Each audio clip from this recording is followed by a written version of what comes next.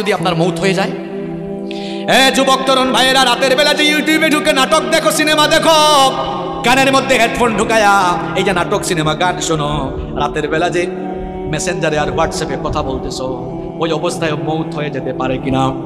আসতে বলবেন না, জোরে বলেন, মৌত হতে পারে কিনা? এই অবস্থায় যদি মৌত হয়ে যায় কি হবে?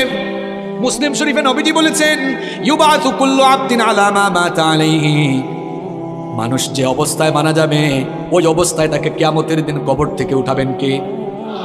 এই যে অনেক যুবক তরুণরা রাতের বেলা নাটক সিনেমা দেখতে দেখতে নাপাক শরীরে নাপাক কাপড়ে ঘুমায়। কেন রে ভাই নাপাক থাকো? এই নাপাক অবস্থায় মৌত হয়ে যেতে পারে কিনা? অনেক মানুষ আছে পেশাব করে দাঁড়ায় দাঁড়ায় পেশাব করে, তারপরে দেখা যায় পেশাব করে অনেকেই ঠিক মতো পানি নেয় না, ইস্তেঞ্জা করে পবিত্র হয় না, এরকম আছে না নাই? এমনকি সবচেয়ে মজার ব্যাপার হলো, ওয়াজ শুনতে এসেছে, ওয়াজ থেকে যাওয়ার সময় রাস্তার ধারে পেশাব করে পবিত্র হয় না, এইরকম কারবারিও আছে না নাই? ওয়াজ শুনতে আসতে যাওয়ার সময় নাপাক হয়ে বাড়ি ফিরে যাচ্ছে। এখন নাপাক অবস্থায় মৌত হয়ে যেতে পারে কিনা? আমার ভাইয়েরা, যে ব্যক্তি নাপাক থাকে তার সঙ্গে ফেরেশতা থাকে না, থাকে কি? আসতে বলবেন না, জোরে বলেন, থাকে কে? তো এই অবস্থায় যদি আপনি মারা যান, কিয়ামতের দিন কিংবা কবরে গিয়ে কিয়ামতের মাঠে আপনি কিভাবে আল্লাহর সামনে দাঁড়াবেন? আপনি তো নাপাক অবস্থায় দুনিয়া থেকে চলে গেলেন। এই জন্য কখনো নাপাক থাকা যাবে, কখনো নাপাক থাকা যাবে। যুবক ভাইয়েরা, ইস্তেঞ্জায় গেলে পবিত্র হবেন তো, নাকি পানি টানি নিবেন না? হ্যাঁ, পাপের চিন্তা মাথায় আসলে মৌতের কথা স্মরণ করবেন, মৌতের কথা স্মরণ করবেন, গুনাহ থেকে বাঁচতে পারবেন। যখন দুনিয়ার লোভ লালসা আর গুনাহ করার দিকে আপনার মন বেশি ঝুঁকে যায়, আমি আপনাকে বলবো দুইটা জায়গায় সফর আপনি তখন বাড়ায় দিবেন। জুড়ে কোন কয়টা? আমি কথাটা আবারও রিপিট করছি, শুনেন। যখন পাপের দিকে, গুনার দিকে আপনার মন বেশি ধাবিত হয়ে যায়, ঠিক তখনই আপনি দুইটা জায়গায় সফর করবেন। একটা জায়গা হসপিটাল, 2 নাম্বার জায়গা কবরস্থান। হসপিটালে যাবেন, গিয়ে দেখবেন আপনার মতো কত দুনিয়াওয়ালা, কত টাকাওয়ালা, পয়সাওয়ালা লোকেরা, কোটি কোটি টাকা আছে, তাও আইসিইউতে তারা সামান্য একটা দিন আরামে থাকার জন্য হাহাকার করছে, আছে না নাই? যে কালো টাকার জন্য, অবৈধ টাকার জন্য অন্যায় করছেন, গুনাহ করছেন। হসপিটাল গিয়ে দেখেন কত মানুষের টাকা তারে বাঁচাইতে পারে। একটু পর পর আইসিইউ থেকে লাশ বের হচ্ছে। এরপরে হাসপাতালে যাওয়ার পরেও যদি আপনার দিল নরম না হয়, তাহলে মাঝে মাঝে প্রেমবাগের কবরস্থানগুলোতে ভিজিট করবেন। গিয়ে দেখবেন আপনার মতো টাকাওয়ালা, পয়সাওয়ালা লোকেরা, ক্ষমতাওয়ালা লোকেরা, একদিন বিরাট টাকা পয়সা, অর্থবিত্ত, বাড়ি গাড়ি সব ক্ষমতা ছিল, এখন কবরের নিচে ঘুমায়া আছে। আমরা মনে করি আমাদের বউ আপন, আমরা মনে করি ছেলে মেয়ে আপন। আজকে মরে দেখেন কেউ আপনার আপন নয়, আপন কেবল একজন, তিনি কি? কি কথা বলছি বুঝতে পারছেন আপনি? আপনি বলছেন আপনার বউ আপন, আপনার ছেলে মেয়ে ভাই বোন আপন। আপনি এই মুহূর্তে মরে যান, বুঝবেন আপন কে। দেখবেন এই বউ, এই ছেলে মেয়েরা কিছুক্ষণ কান্না করবে, কিছুক্ষণ কান্না করার পরে বলবে, মৃত লাশকে বেশিক্ষণ ঘরে রাখতে নাই, তাড়াতাড়ি দাফন করা দরকার। আপনাকে দেখবেন সাদা কাফন দিয়ে পেঁচায়া জানাজার মাঠে নিয়ে যাবে। যে ছেলে মেয়েদের জন্য, দেখেন একটু আগেই বলেছে কেউ আপন না, এই ছেলে মেয়েদের জন্য, বাড়ি গাড়ি করার জন্য, প্রপার্টি করার জন্য, সম্পত্তি কামানোর জন্য ঠিকঠাক নামাজও পড়েন নাই, অনেক সময় সঠিকভাবে আল্লাহর ইবাদত করেন নাই। যাদেরকে আপন মনে করেছেন, আজ তারাই আপনাকে নিয়ে কবরে চলে যাবে, কবরে রেখে রেখে তারা আপনাকে চলে আসবে। এরপরে দেখবেন কেউ আপনার আপন থাকবে না। কবরে যাওয়ার পরে 2 জন ছাড়া আর কেউ আপন নাই, একজন হচ্ছেন আল্লাহ। এই জন্য কবরে ফেরেশতা এসে প্রথমে জিজ্ঞেস করবে, ওর নাম কি, ছেলে মেয়ের নাম কি, না জিজ্ঞেস করবে মা। আর একটু জোরে বলেন, মা রব্বুকা। প্রথমে এসে বলবে তোমার রব কে। তাহলে বুঝে নেন আপন, আপন কে, সবচাইতে আপন কে। আমার যখন ফুরাবে দিন, আসবে গহীন রাতি, থেকো আল্লাহ এ জীবনে, হয় চির সাথী, আসবে গহীন রাতি। আমার ভাই, আমার বাপ, আমার বউ, আমার ছেলে মেয়ে বলছে, আমার আমার বলে যখন কাউকে পাবো না, সেদিন আমার শূন্য হিয়ায় তুমি থেকো সান্ত্বনা, তুমি থেকো সান্ত্বনা। আমার আমার বলে যখন কাউকে পাবো না, সেদিন আমার শূন্য হিয়ায় তুমি থেকো সান্ত্বনা, তুমি থেকো সান্ত্বনা। আখির আলো নিভে যেদিন, মনে আলো দিয়ে আসবে না কেউ অন্ধ চোখে একটু আলো নিয়ে সেদিন আমার অন্ধ চোখে তুমি আলোর জ্যোতি আসবে গহীন রাতি, আমার যখন ফোরাবে দিন আসবে গহীন রাতি। থেকো আল্লাহ এ জীবনে হয় চির সাথী, আসবে গহীন রাতি। বলেন আমিন। একজনই আপন আর কেউ আপন না। আমার দাদার বাবার নাম জানি না। আপনি বলবেন হুজুর হঠাৎ করে এই কথা বলছেন কেন? হ্যাঁ, আপনি যে দুনিয়ার পেছনে ছুটছেন, ওই দুনিয়া যে আপনার নাম মনে রাখবে না, ওইটাই বুঝাচ্ছি আপনার। আমি আমার দাদার বাপের নাম জানি না। আপনারা যদি বলি আপনার দাদার বাবার নাম কি, সে স্কুল লাগাবেন। আমার দাদার বাপ 160-70 বছর আগে দুনিয়াতে ছিল।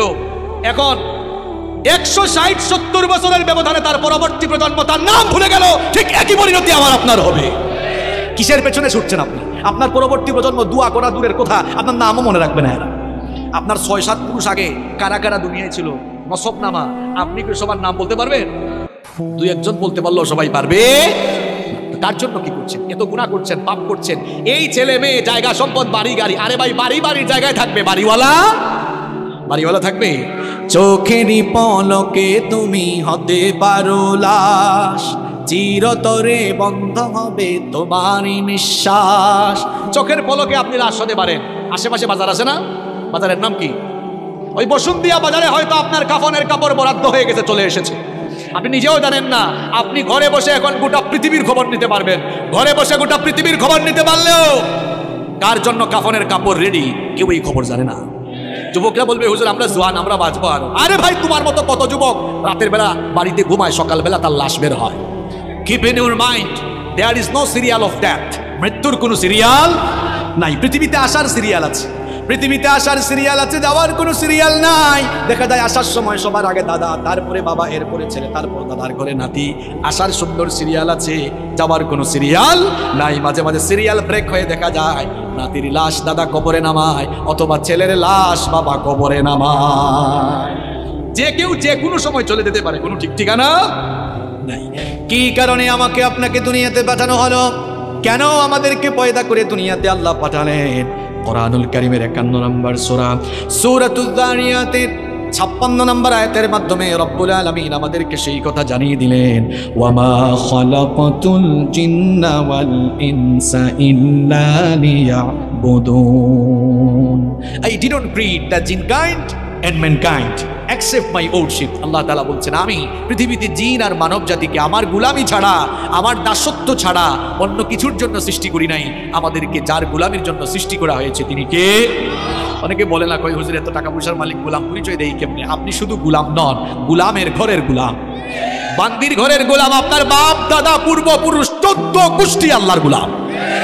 আমরা গোলাম জাত, গোলামির জন্যই আমাদেরকে সৃষ্টি করা হয়েছে। আমরা ইবাদত করব কার? বিধিবিধান মেনে চলবো কার? আমরা যেন আল্লাহর ইবাদত না করি, আমরা যেন আল্লাহর বিধিবিধান মেনে না চলি, আল্লাহর গোলামির পথে সব সময় একজন আমাদেরকে প্ররোচনা দেয়, বাধা দেয়, আমাদেরকে ধোঁকা দেয়। সবাই জোরে বলেন তো, তার নাম কি? শয়তান। এই শয়তানের বয়স আমাদের চেয়ে কম না বেশি? এই বেটার বুদ্ধি আমাদের চেয়ে কম না বেশি? দেখছেন কারবার, এ বয়সেও পাকনা, বুদ্ধিতেও পাকনা। সে সব সময় ধোঁকা দিয়ে দিয়ে আমাদেরকে আল্লাহর দ্বীনের বিপরীত পথে পরিচালিত করে জাহান্নামের দিকে নিয়ে যেতে চায়। শয়তানের এই প্ররোচনাকে মোকাবেলা করে, শয়তানের ফাঁদে পা না দিয়ে, শয়তানের গোলামি না করে যেই সকল লোকেরা আল্লাহর গোলামির পথে জীবন পরিচালনা করবে, তারাই নিজেদেরকে পরিশুদ্ধ বানিয়ে জান্নাতের পথে হাঁটতে হাঁটতে জান্নাতে চলে যাবে। সুবহানাল্লাহ। আর যারা শয়তানের ফাঁদে পা দিয়ে, শয়তানের প্ররোচনায় পড়ে দুনিয়ার জীবনকে, শয়তানের কথা মতো দুনিয়ার জীবন কাটাই দিবে, এই লোকগুলোর দুনিয়া আখিরাত ব্যর্থ হয়ে এরা জাহান্নামে চলে যাবে। এই জন্য রব্বুল আলামিন কোরআনুল কারীমের 91 নম্বর সূরা সূরাতুশ শামসের 9 নম্বর আয়াত থেকে বললেন, ক্বাদ আফলাহা মান যাক্কাহা ওয়া ক্বাদ খাবা মান দাসসাহা। কথাগুলো কার? আল্লাহ তাআলা বলছেন, অবশ্যই সে সফল কাম হয়েছে যে শয়তানের প্ররোচনা থেকে মুক্ত হয়ে পাপ পঙ্কিলতা মুক্ত জীবন গঠন করে পরিশুদ্ধ হয়েছে, সে সফল হয়ে জান্নাতে যাবে। সুবহানাল্লাহ। সে ব্যক্তি ব্যর্থ হয়েছে যে তার জীবনকে গুনাহের সাগরে ডুবিয়ে দিয়েছে। এখন আমাদেরকে গুনাহের দিকে নিয়ে যেতে চায় যে, তার নাম কি? তার নাম কি? শয়তান। গুনাহ থেকে আপনারা বাঁচতে চান তো? গুনার দিকে নিয়ে যায় যে, তার নাম কি? শয়তানের ধোঁকা থেকে আমরা সবাই বাঁচতে চাই কি চাই না? যুবক, তরুণ, ছাত্র, আমার বাবার বয়সী সম্মানিত চাচারা, আমার মায়েরা, বোনেরা, আমরা সবাই তো গুনাহ থেকে বাঁচতে চাই। কারণ গুনাহ থেকে বেঁচে না থাকলে, শয়তানের ধোঁকা থেকে বেঁচে না থাকলে আমাদের দুনিয়া আখিরাত উভয়টাই নষ্ট হয়ে যাবে। এজন্য আমরা প্রত্যেকটি মানুষ গুনাহ থেকে, প্রত্যেকটি মুসলমানই নিজেকে বাঁচাতে চায়। এখন গুনাহ থেকে আপনি নিজেকে বাঁচাবেন কেমনে? গুনাহ থেকে, শয়তানের ধোঁকা থেকে নিজেকে আপনি হেফাজত করবেন কেমনে? আজ আমি আপনাদেরকে গুনাহ থেকে বাঁচা, শয়তানের ধোঁকা থেকে বাঁচার 12টি উপায় কোরআন আর সুন্নাহ থেকে তুলে ধরবো। এত বাস্তবিক কথা আপনাদেরকে শোনায় যাব।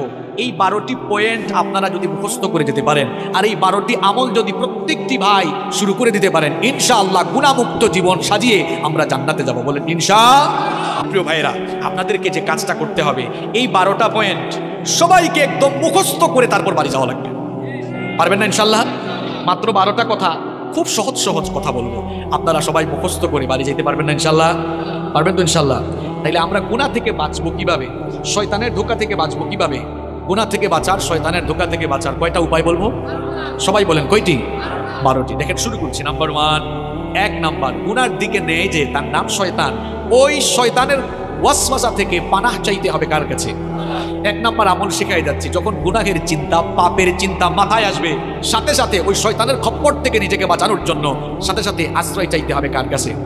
কারণ শয়তান হে এমন জিনিস, তারে মোকাবেলার জন্য পৃথিবীতে কোনো যন্ত্র আসে নাই, কিয়ামত পর্যন্ত আসবেন। আপনি গুলি, বোমা, রকেট কি দিয়া শয়তানের মোকাবেলা করবেন? কিচ্ছু দিয়ে পারবেন না। এমনকি আমেরিকার প্রেসিডেন্ট জো বাইডেন, রাশিয়ার প্রেসিডেন্ট পুতিন, তারাও শয়তানের মোকাবেলা করতে পারবে না। শয়তানের মোকাবেলায় তারাও দুর্বল, বরং উল্টা শয়তানেরও তাদেরকে দিয়ে শয়তানি করাইতে পারবে। দেখছেন শয়তানের পাওয়ার। আমেরিকার প্রেসিডেন্ট, রাশিয়ার প্রেসিডেন্ট, যে রাশিয়ার প্রেসিডেন্ট পুতিন পশ্চিমা বিশ্বকে বুড়ি আঙ্গুল দেখায়, যে ন্যাটোকে পর্যন্ত তুয়াক্কা করে না, সেও শয়তানের মোকাবেলায় সফল না ব্যর্থ। কারণ শয়তানকে আল্লাহ এমন পাওয়ার দিয়েছেন, আপনার শরীরের শিরায় শিরায় সে বিচরণ করার ক্ষমতা রাখে। এই শয়তান আপনাকে গুনাহের চিন্তা মাথায় এনে দিবে, পাপের চিন্তা মাথায় এনে দিবে। এজন্য শয়তানের ধোঁকা থেকে, গুনাহ থেকে বাঁচার জন্য প্রথম আমল করবেন, যখনই গুনাহের চিন্তা মাথায় আসবে, পাপের চিন্তা মাথায় চলে আসবে, আশ্রয় চাইবেন কার কাছে? এই আমলটা আমি আপনাদেরকে শিখাচ্ছি না, কোরআনুল কারীমের 7 নম্বর সূরা সূরাতুল আরাফের 200 নম্বর আয়াতে আল্লাহ তাআলা এই আমল আমাদেরকে শিখালেন।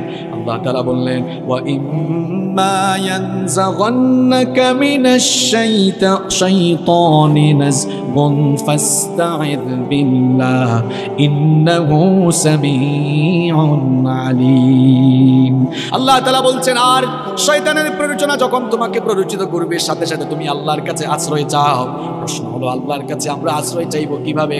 এবার বুখারী আর মুসলিম শরীফ থেকে হাদিস শুনে আপনাদেরকে বুঝাই দিচ্ছি কিভাবে আল্লাহর কাছ থেকে আশ্রয় চাওয়া লাগে। নবী করিম সাল্লাল্লাহু আলাইহি ওয়াসাল্লামের সামনে একবার 2 ব্যক্তি ঝগড়া করছিল।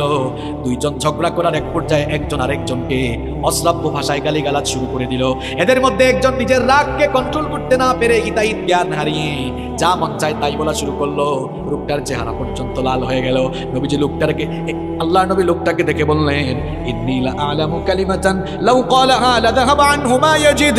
নবীজি তখন বললেন, আমি এমন একটি কালেমা, এমন একটি বাক্য, এমন একটি সেন্টেন্স, এমন একটি দোয়া জানি, এই দোয়া যদি ওই বান্দা পড়ে নেয় তাহলে তার সমস্ত রাগ দূর করে নেবেন কে? অনেক মানুষ আছে রাগের সময় সিদ্ধান্ত নিয়ে নেয়। খবরদার প্রিয় ভাইয়েরা, রাগের সময় কোনো সিদ্ধান্ত নেবেন না। রাগের সময় সিদ্ধান্ত নিলে ওই সিদ্ধান্ত ভুল হওয়ার সম্ভাবনা আছে না নাই? এজন্য রাগের সময় দাঁড়িয়ে থাকলে বসে যাবেন, বসা থাকলে শুয়ে যাবেন। রাগের সময় খবরদার কোনো সিদ্ধান্ত নেবেন না, ওই সিদ্ধান্তের কারণে পরবর্তীতে পস্তানো লাগতে পারে। নবীজি যখন দেখলেন লোকটাকে রাগ করে হিতাহিত জ্ঞান হারিয়ে উল্টাপাল্টা কথা বলতেছে, অশ্রাব্য ভাষায় গালিগালাজ করছে, নবীজি তখন বললেন, আমি এমন একটি দোয়া জানি, এমন একটি সেন্টেন্স জানি, সে যদি ওই সেন্টেন্সটা পড়ে নেয় রাগ দূর হয়ে যাবে। সে যদি ওই সেন্টেন্সটা পড়ে নেয় তাহলে শয়তান যে তাকে পাপ করাতে যাচ্ছে, পাপ থেকে সে বাঁচতে পারবে। সাহাবারা বললেন, ইয়া রাসূলুল্লাহ, পড়েন সাল্লাল্লাহু আলাইহি ওয়াসাল্লাম। সেই দোয়াটা কি? নবীজি তখন বললেন, সে যদি ইস্তিআযা অর্থাৎ তাআউযু পাঠ করে নেয়, অর্থাৎ আউযু বিল্লাহি মিনাশ শাইতানির রাজিম। সে যদি ইস্তেআযা পাঠ করে বিতাড়িত শয়তান থেকে আল্লাহর কাছে পানা চায়, শয়তান থেকে পানা দেওয়া পৃথিবীর কোনো ক্ষমতাসীন মানুষ পারবে না, কোনো শক্তিশালী মানুষ পারবে না, যোদ্ধা পারবে না, পৃথিবীর কোনো সেনাবাহিনীও পারবে না। শয়তান থেকে আপনাকে কেবল একজনই বাঁচাতে পারে, সবাই বলেন তিনি কি? এই জন্য শয়তানের খপ্পর থেকে, শয়তানের ধোঁকা থেকে, গুনার চিন্তা থেকে বাঁচার জন্য 1 নম্বর আমল, গুনার চিন্তা যখন মাথায় আসবে, পাপের চিন্তা যখন মাথায় আসবে, কি করবেন? ঘুষের টাকা একজন নিয়ে আসছে, আরে বাপরে বাপ, করে নোট দেখা যাচ্ছে, যদি ঘুষের টাকাগুলো নিতে পারতাম তাহলে তো অনেক কাজে লাগাইতে পারতাম। চিন্তাটা আসা মাত্রই বলে ফেলবেন আউযু বিল্লাহি মিনাশ শাইতানির রাজিম। কারণ এই চিন্তাটা মাথায় এনে দিছে কে?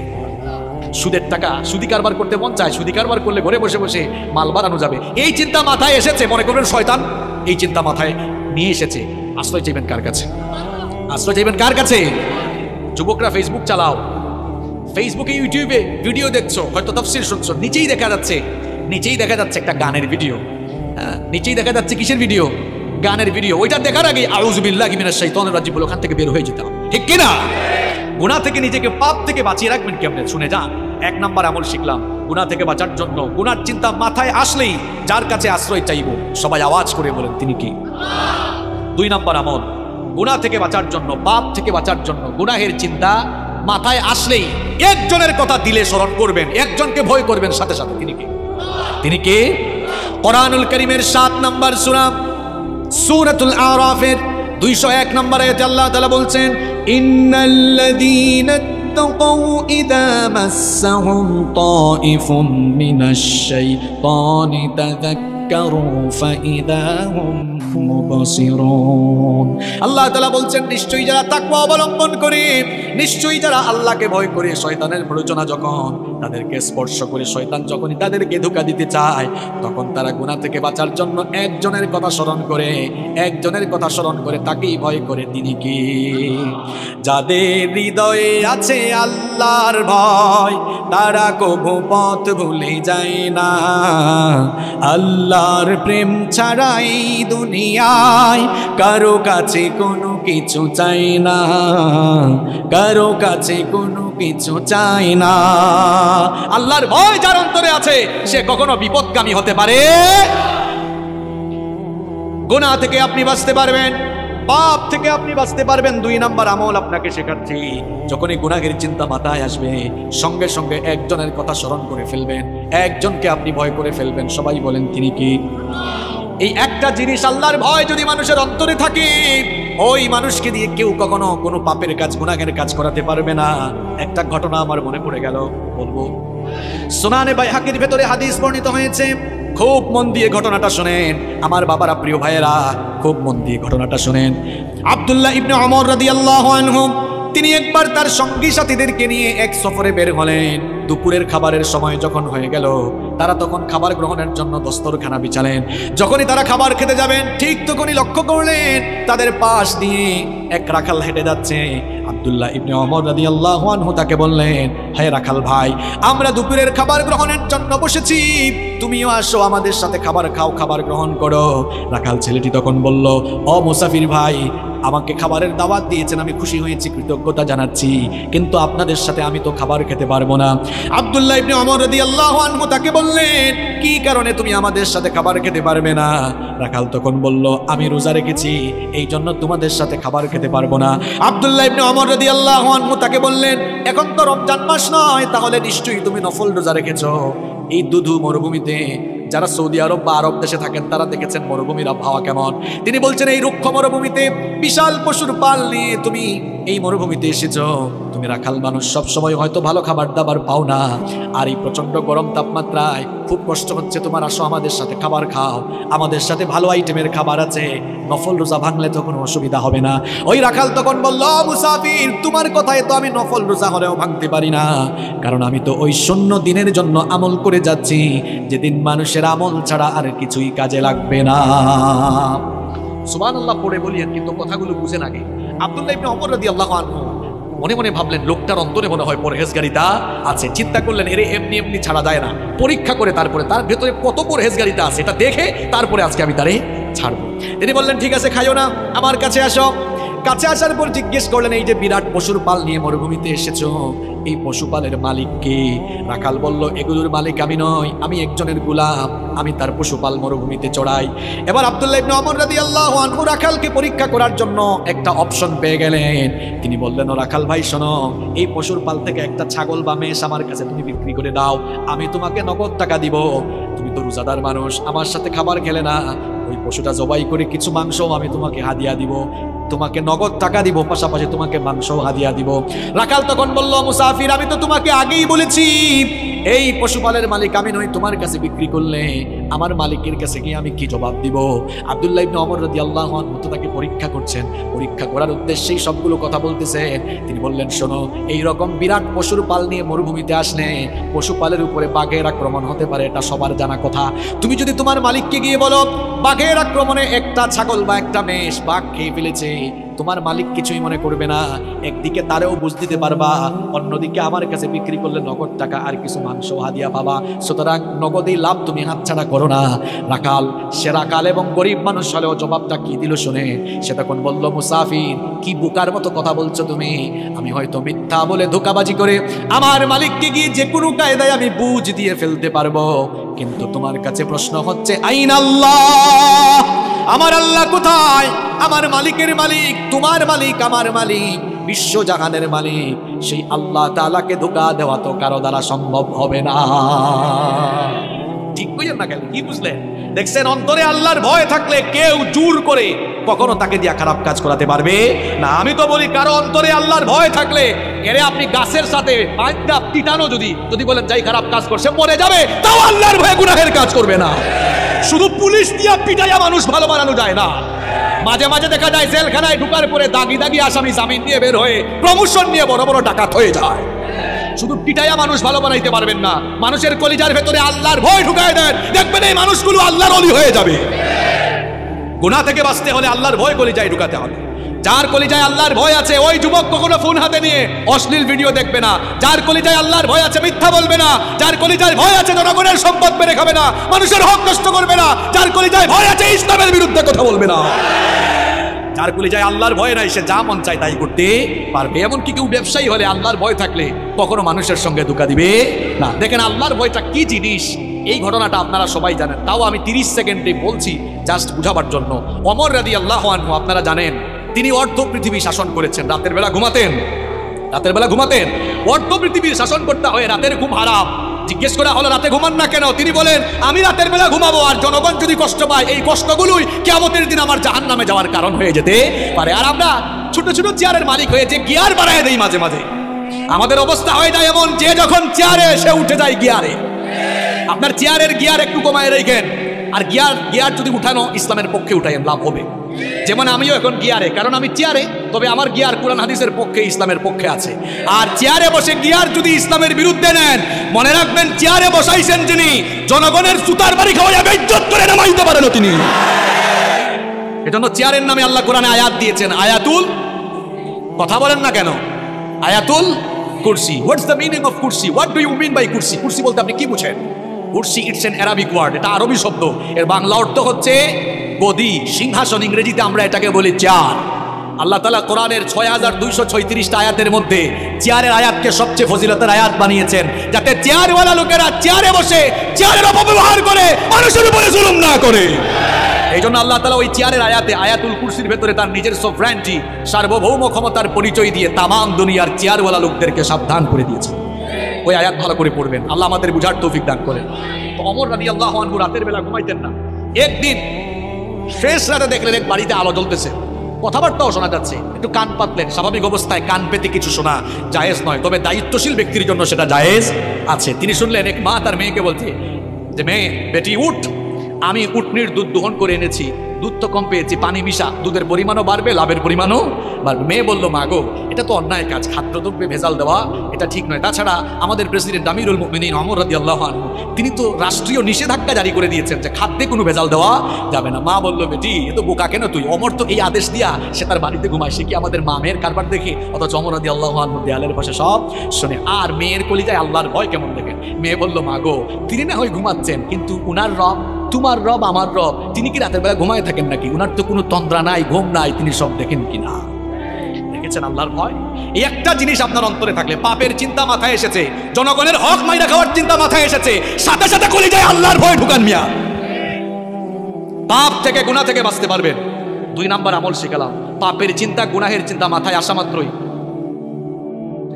পাপের চিন্তা গুনাহের চিন্তা, এদিকে ঘুরে, পাপের চিন্তা গুনাহের চিন্তা মাথায় আসা মাত্রই একজনের কথা স্মরণ করে তাকে ভয় করে ফেলা। তিনি কে?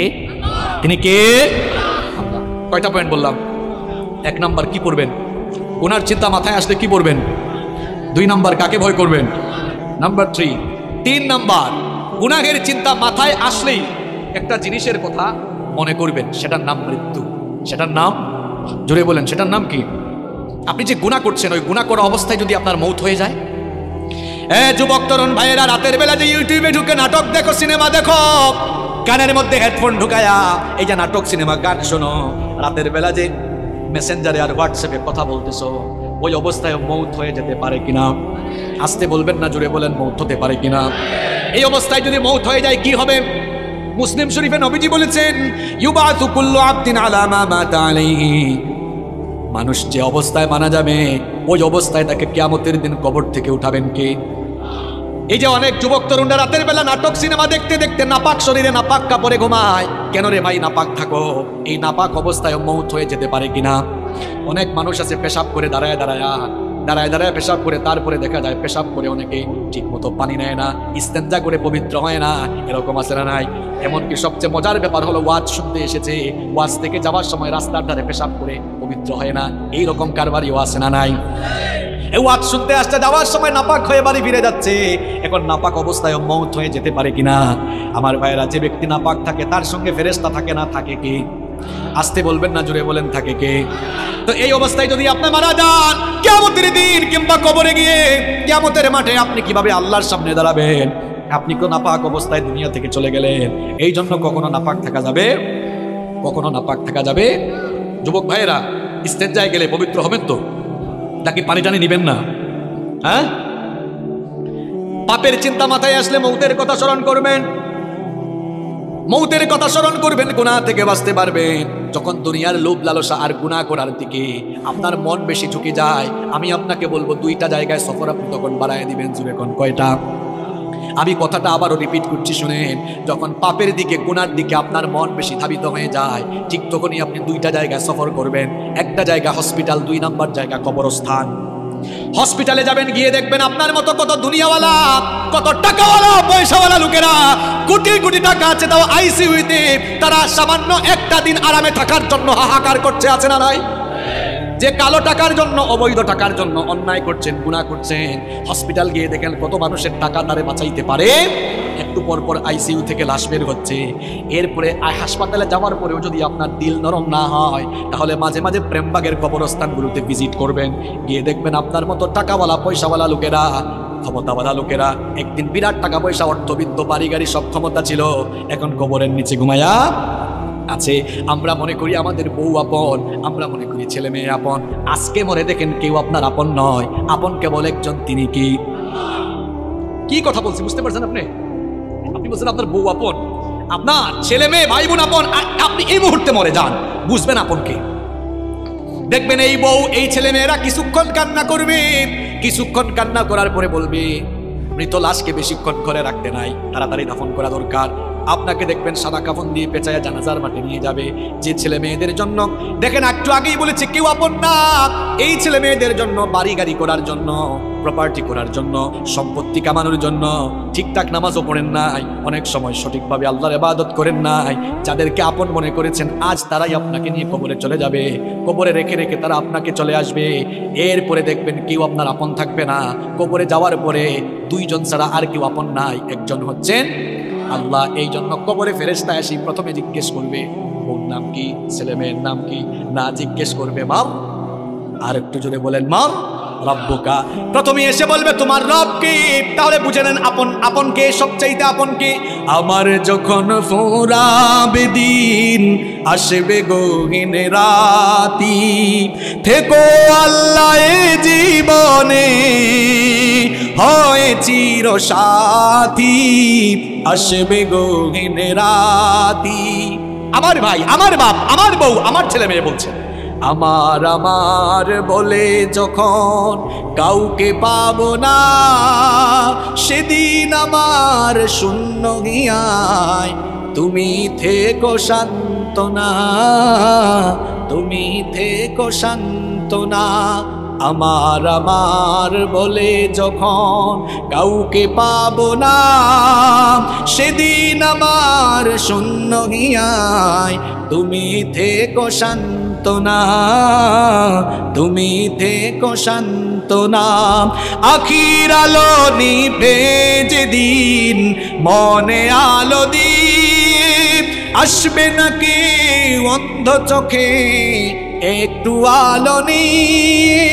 সেদিন আমার, সেদিন আমার, সেদিন আমার অন্ধ চোখে তুমি আলোর জ্যোতি, আসবে গহীন রাতি। আমার যখন ফুরাবে দিন, আসবে গহীন রাতি। থেকো আল্লাহ এ জীবনে হয় চির সাথী, আসবে গহীন রাতি। বলেন আমিন। একজনই আপন, আর কেউ আপন না। আমার দাদার বাবার নাম জানি না। আপনি বলবেন হুজুর হঠাৎ করে এই কথা বলছেন কেন? হ্যাঁ, আপনি যে দুনিয়ার পেছনে ছুটছেন, ওই দুনিয়া যে আপনার নাম মনে রাখবে না, ওইটাই বুঝাচ্ছি আপনার। আমি আমার দাদার বাপের নাম জানি না। আপনারা যদি বলি আপনার দাদার বাবার নাম কি, শেষ গুল্লা খাবেন। আমার দাদার বাপ 160-70 বছর আগে দুনিয়াতে ছিল। এখন 160-70 বছরের ব্যবধানে তার পরবর্তী প্রজন্ম তার নাম ভুলে গেল। ঠিক একই পরিণতি আমার আপনার হবে।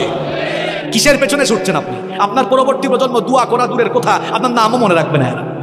আপনার 6-7 পুরুষ আগে কারা কারা দুনিয়ায় ছিল, নসব নামা, আপনি কি সবার নাম বলতে পারবেন? 2-1 বলতে পারলেও সবাই পারবে। তার জন্য কি করছেন? এত গুনাহ করছেন, পাপ করছেন। এই ছেলে মেয়ে, জায়গা সম্পদ, বাড়ি গাড়ি, আরে ভাই বাড়ির জায়গায় থাকবে, বাড়িওয়ালা থাকবে। চোখেরই পলকে তুমি হতে পারো লাশ, চিরতরে বন্ধ হবে তোমারই নিঃশ্বাস। চোখের পলকে আপনি লাশ হতে পারেন। আশেপাশে বাজার আছে না? বাজারের নাম কি? ওই বসুন্তিয়া বাজারে হয়তো আপনার কাফনের কাপড় বরাদ্দ হয়ে গেছে, চলে এসেছে, আপনি নিজেও জানেন না। আপনি ঘরে বসে এখন গোটা পৃথিবীর খবর নিতে পারবেন। ঘরে বসে গোটা পৃথিবীর খবর নিতে পারলেও কার জন্য কাফনের কাপড় রেডি, কেউ এই খবর জানে না। যুবকরা বলবে হুজুর আমরা জোয়ান, আমরা বাঁচবো আরো। আরে ভাই, তোমার মতো কত যুবক রাতের বেলা বাড়িতে ঘুমায়, সকালবেলা তার লাশ বের হয়। Keep in your mind, there is no serial of death. মৃত্যুর কোনো সিরিয়াল নাই। পৃথিবীতে আসার সিরিয়াল আছে, পৃথিবীতে আসার সিরিয়াল আছে, যাওয়ার কোনো সিরিয়াল নাই। দেখা যায় আসার সময় সবার আগে দাদা, তারপরে বাবা, এরপরে ছেলে, তারপর দাদার ঘরে নাতি। আসার সুন্দর সিরিয়াল আছে, যাওয়ার কোনো সিরিয়াল নাই। মাঝে মাঝে সিরিয়াল ব্রেক হয়ে দেখা যায় নাতির লাশ দাদা কবরে নামায়, অথবা ছেলের লাশ বাবা কবরে নামায়। যে কেউ যে কোনো সময় চলে যেতে পারে, কোনো ঠিক ঠিকানা নাই। এই বাড়ির জায়গা থাকবে, বাড়িওয়ালা। আমি বলছিলাম পাপের চিন্তা মাথায় আসলেই কোন জিনিসটার কথা স্মরণ করা। আরেকটু জোরে বলেন। মৃত্যু আমাদের সামনে না পিছনে? না, এটা ভুল। মৃত্যু সামনে নয়, মৃত্যু পেছনে। কবর হলো সামনে, মৃত্যু পেছনে, কবর সামনে। আমার প্রিয় ভাইরা, যখনই কোনো গুনার চিন্তা মাথায় আসবে, সাথে সাথে মৌতের কথা স্মরণ করবেন। আমি যদি গুনাহ করতে করতে মারা যাই, মরে যেতে পারি কিনা, এই মৃত্যুর কথা স্মরণ করলে দেখবেন আপনি গুনাহের কাজ থেকে, পাপের কাজ থেকে নিজেকে আপনি হেফাজত করে রাখতে পারবেন ইনশাআল্লাহ। কষ্ট হচ্ছে না তো? আচ্ছা, গুনাহ থেকে বাঁচার কয়টা উপায় বলতেছি, আরো জোরে বলেন। ঘুম আসছে নাকি? এটা তাকবীর দেন তো, লিল্লাহি তাকবীর। দাঁড়ান, একটু বিয়ের আগে দেন, যারা বিয়া করে ফেলছেন। এরপরে অবিবাহিতরা দিবেন। দেখি বিবাহিত এদের এনার্জি বেশি না অবিবাহিতদের এনার্জি বেশি? বিবাহিত ভাইরা প্রথমে রেডি। আপনারা মান সম্মান রাখেন কিন্তু। সবাই রেডি তো? লিল্লাহি তাকবীর। আরো করা যাবে নাকি? অবিবাহিত ভাইরা তোমরা শুনছো তো বিবাহিতদের আওয়াজ, নিজেদের মান সম্মান ইজ্জত নষ্ট করো না। তোমাদের আওয়াজ যদি বিয়ের আগেই কম থাকে, সবাই ট্রল করবে তোমাদেরকে নিয়ে। সবাই রেডি তো অবিবাহিত ভাইরা? আচ্ছা, ইলেকট্রিসিটি চলে আসছে, আলহামদুলিল্লাহ। অবিবাহিত ভাইরা সবাই রেডি তো? লিল্লাহি তাকবীর। তোমাদের তো এনার্জি বেশি থাকবেই ভাই, তোমরা তো বিয়ে করো না। এবার বিবাহিত অবিবাহিত, ছোট বড়, আমার বয়স্ক বাবারা সবাই মিলে আরেকবার লিল্লাহি তাকবীর। জীবনে আসছিল, সব চলে গেছে, তাই না? এবার শুনতেও মজা লাগবে। তবে আমি কষ্ট দিব না আপনাদেরকে, শর্টলি বলছি। সম্মানিত ভাইরা, তাহলে গুনাহ থেকে বাঁচার আমল হচ্ছে মোট 12টা। কয়টা বলছি? 3টা। 1 নাম্বার আশ্রয় চাইবেন কার কাছে? 2 নাম্বার ভয় করবেন কারে? 3 নাম্বার কোন জিনিসের কথা স্মরণ করবেন? 4 নাম্বার, গুনাহ থেকে বাঁচতে হলে নিজেকে নফসের গোলাম বানানো যাবে, নফসের গোলাম নিজেকে বানানো যাবে না। কারণ নফস মানুষকে পাপের দিকে ধাবিত করে। আর নফস হলো 3 প্রকার। নফস কয় প্রকার? জোরে বলেন, কয় প্রকার? আরো জোরে, কয় প্রকার? 1 নাম্বার নফসে আম্মারা, 2 নাম্বার নফসে লাওয়ামা, 3 নাম্বার নফসে মুতমাইন্না। আবারও বলি, মুখস্থ করে ফেলেন। 1 নাম্বার নফসে আম্মারা, 2 নাম্বার নফসে লাওয়ামা, 3 নাম্বার নফসে মুতমাইন্না। আমি বানাই বলছি, 3 প্রকার নফসের কথা কোরআনে আছে। কোথায় আছে দেখাই দিই। 1 নাম্বার নফসে আম্মারা, এটা কোন প্রকার নফস? যে নফস গুনাহের দিকে ধাবিত করে। এই ধরনের নফস থেকে আল্লাহ আমাদেরকে হেফাজত করেন। রব্বুল আলামিন কোরআনুল কারীমের 12 নম্বর সূরা, সূরা ইউসুফের 53 নম্বর আয়াতে বলছেন, ইন্নান নাফসা লাআম্মারাতুম বিস-সুই ইল্লা মা রাহিমা রাব্বি ইন্না রাব্বি গফুরুর রহিম। আল্লাহ তাআলা বলছেন, নিশ্চয়ই নফস মানুষকে পাপের দিকে, গুনাহের দিকে ধাবিত করে।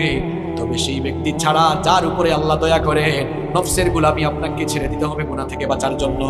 যেমন ফজরের সময়, হোক সেটা শীতের দিন, হোক সেটা গরমের দিন, দেখবেন ফজরের টাইমে ওয়েদারটা একটু ঠান্ডা থাকে, আরামের থাকে।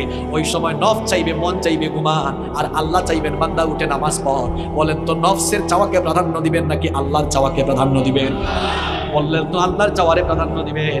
হাতও তোলা লাগবে না, কিছু বলা লাগবে না, চুপচাপ থেকে নিজের বিবেককে প্রশ্ন করেন, আজকের ফজরের নামাজে নফসের গোলামি করেছেন না আল্লাহর গোলামি করেছেন? কিছু বলা লাগবে না, আমি তো বলছি চুপ থেকে বিবেককে প্রশ্ন করেন। নফসের গোলামি ছাড়তে হবে। গুনাহ থেকে, পাপ থেকে বাঁচতে হলে নফসের গোলামি ছাড়তে হবে। মন চাইবে সুদ খাবো, মনের চাওয়া প্রাধান্য দিব না। সুদ হারাম করেছে মোল্লা না আল্লাহ। আল্লাহর চাওয়া প্রাধান্য দিয়ে সুদ থেকে বিরত থাকবো। নফস চাইবে, মনটা চাইবে একটু ওই জায়গায় দুর্নীতি করি, এটা মনের চাওয়া। আল্লাহ চান বান্দা দুর্নীতি থেকে মুক্ত হয়ে তুই পবিত্র থাক। তাহলে মনের চাওয়া প্রাধান্য দিবেন না আল্লাহর চাওয়া প্রাধান্য দিবেন? যুবক তরুণ ছাত্ররা শোনো, মোবাইল ফোন হাতে নিলে মনটা চাইবে রাতের বেলা ইউটিউবে গিয়ে একটু নাটক দেখি, সিনেমা দেখি। অনেকে আবার পর্নোগ্রাফিতে আসক্ত। অনেকের মনটা চাইবে ফোনটা হাতে নিয়ে একটু ব্লু ফিল্ম দেখি। এটা হলো মনের চাওয়া। মনের চাওয়াকে প্রাধান্য দিব না, আল্লাহকে আমরা ভয় করব।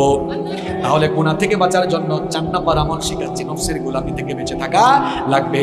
1 নম্বর নফস হচ্ছে নফসে আম্মারা, যেই নফস মানুষকে গুনার দিকে ধাবিত করে। আল্লাহ এই নফস থেকে আমাদের সবাইকে বাঁচান। আরো আসতে বলেন আমিন। 2 নম্বর নফসের নাম নফসে লাওয়ামা, যেই নফস অপরাধ করে ফেলার পরে লজ্জিত হয়ে যায়, সেই নফসের নাম হচ্ছে নফসে লাওয়ামা। কোরআনে কারীমের 75 নম্বর সূরা, সূরা কিয়ামার শুরুতে আল্লাহ বলেছেন, লা উকসিমু বিয়াউমিল কিয়ামাতি ওয়ালা উকসিমু বিন নাফসিল লাওয়ামা। কথাটা কার? আল্লাহ বলছেন, আমি শপথ করছি কিয়ামতের দিনে, আমি শপথ করছি সেই নফসে, যেই নফস নিজেকে ধিক্কার দেয়, গুনাহ করার পর লজ্জিত হয়। আল্লাহ এমন নফস আমাদের সবাইকে দান করো, জুড়ে বলেন আমিন। 3 নম্বর নফসের নাম নফসে মুতমাইন্না। নফসে মুতমাইন্না হচ্ছে এমন নফস, যেই নফস সব সময় আল্লাহর আনুগত্যের পথে পরিচালিত হয়, যেই নফস সব সময় আল্লাহর গোলামি করে সন্তুষ্ট থাকে। এই নফস আল্লাহ সবাইকে দান করেন, বলেন আমিন। এইরকম নফস যাদের, এইরকম নফস আছে যাদের, সফল কাম হয়ে যাবে তারা। এরা মারা যাওয়ার পর এদের রূহ যখন জিবরিল আমিন কবজ করবেন, তখন এই সকল লোকদেরকে বলা হবে, ইয়া আইয়াতুহান নাফসুল মুতমাইন্নাতু রুজিই ইলা রাব্বিকি রাদিয়াতাম মারদিয়া ফাদখুলি ফি ইবাদি ওয়াদখুলি জান্নাতি। বলা হবে, হে প্রশান্ত আত্মা, তোমার রবের সন্তুষ্টির দিকে বের হয়ে আসো, আল্লাহর নেককার বান্দাদের শামিল হয়ে আল্লাহর জান্নাতে তুমি দাখিল হয়ে যাও। তাহলে গুনাহ থেকে বাঁচার জন্য নফসের গোলামি করা যাবে না, নফসের চাওয়াকে প্রাধান্য দেওয়া যাবে না। যার গোলামি এবং যার চাওয়া প্রাধান্য দিতে হবে তিনি কি? যদি এমন নফস, যদি আপনি নিজেকে আল্লাহর গোলামির পথে পরিচালনা করতে পারেন, নফসের গোলাম না হয়ে যদি আল্লাহর গোলাম হতে পারেন, দেখেন আল্লাহ আপনাকে সুসংবাদ দিয়ে কি বলছেন, ওয়া আম্মা মান খাফা মাকামা রাব্বিহি ওয়া নাহান নাফসা আনিল হাওয়া ফাইন্নাল জান্নাতা হিয়াল মাওয়া। আল্লাহ তাআলা বলছেন, আর যারা আল্লাহর সামনে হাজির হওয়াকে ভয় করে নিজেদের নফসকে কুপ্রবৃত্তি থেকে যারা বিরত রাখে, এই রকম নিজেদেরকে নফসের গোলামি থেকে বাঁচিয়ে রাখবে যারা, আল্লাহর জান্নাতের অধিবাসী হয়ে যাবে তারা। আসতে বলেন সুবহানাল্লাহ। তাহলে গুনাহ থেকে বাঁচার জন্য 4 নাম্বার আমল, নফসের গোলাম হবেন না, আল্লাহর গোলাম হবেন। মন যা চাইবে তা করা যাবে, মনের চাওয়া প্রাধান্য দিব না, যার চাওয়া প্রাধান্য দিব, যার হুকুম মতো জীবন চালাবো তিনি কে? 5 নাম্বার, গুনাহ থেকে বাঁচতে হলে একা থাকবেন না, একা একা থাকবেন না, নিঃসঙ্গ থাকবেন না। ওই যে প্রবাদ আছে না, অলস মস্তিষ্ক শয়তানের কারখানা। যুবকরা কখনো একা থাকবা না ভাই, রুমের ভিতরে একা থাকলে শয়তান ধরবে। আমি প্রথমে আমার বাবাদেরকে শ্রদ্ধার সাথে কিছু কথা বলি, মহিলা প্যান্ডেল থেকে আমার মায়েরা শুনছেন, ভাই শুনেন, কথাগুলো শুনেন, আপনার ছেলে মেয়ের জন্য কাজে লাগবে। যাদের ছেলে মেয়ে আছে, কখনো আপনার ছেলেকে বা আপনার মেয়েকে বিয়ের আগে একা রুমে ঘুমাইতে দিবেন না। বলবেন হুজুর এদেরকে আমরা খুলে নিয়ে ঘুমাবো না।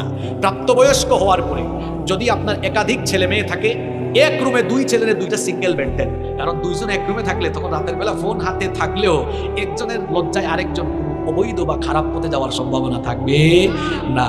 মেয়েদেরকেও ঠিক, 2-3টা মেয়ে থাকলে এক রুমে 2টা সিঙ্গেল। এখন বলবেন হুজুর আমার তো এক ছেলে এক মেয়ে, আমি কি করব? আপনার জন্য আমার পরামর্শ আছে। আপনার এক ছেলে এক মেয়ে, বলবেন এই রাতে ঘুমানোর সময় দরজা লাগাইতে পারবি না, দরজা খুলে ঘুমা, দরজা খুলে থাক, পর্দা টেনে রাখ। দরজা খোলা থাকলে সেও ফোন হাতে নিয়ে আবুল তাবুল কাজ করতে চাইবে না। এই কোন সময় যদি আপু সাউন্ড শুনে চলে আসে, ভয় আছে না নাই? যুবক ভাইদেরকে বলবো, ভাই নিজের চরিত্র হেফাজত করে, একা থাকিও না।